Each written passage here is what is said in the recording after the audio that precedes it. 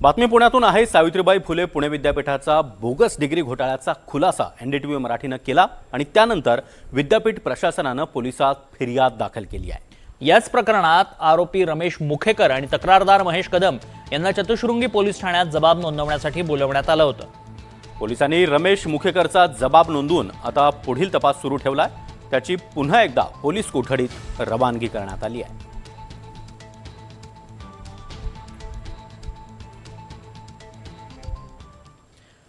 राज्यातल्या एसटी महामंडळाची अवस्था जितकी बिकट आहे ना, तशीच अवस्था महामंडळाच्या गाड्यांची देखील आहे। नाशिकच्या मालेगाव डेपोमधून पंढरपूरकडे जाणाऱ्या बसचा एक चिंताजनक व्हिडिओ सध्या पाहायला मिळतोय।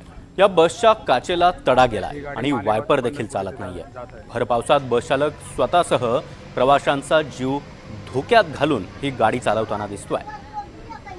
बसची ही दुरावस्था आपण पाहतोय। काचेवर मोठ्या प्रमाणात तडे गेलेले आहेत। काचेचा वायपर देखील चालत नाहीये आणि अशा स्थितीमध्ये प्रचंड प्रमाणात पाऊस बरसतोय। ड्रायव्हरला रस्ता देखील दिसतोय की नाही अशी परिस्थिती असतानाही प्रवाशांचा जीव धोक्यात घालून हा चालक एसटी बस चालवताना पाहायला मिळतोय। ही गाडी मालेगाव ते पंढरपूर येथे जात आहे।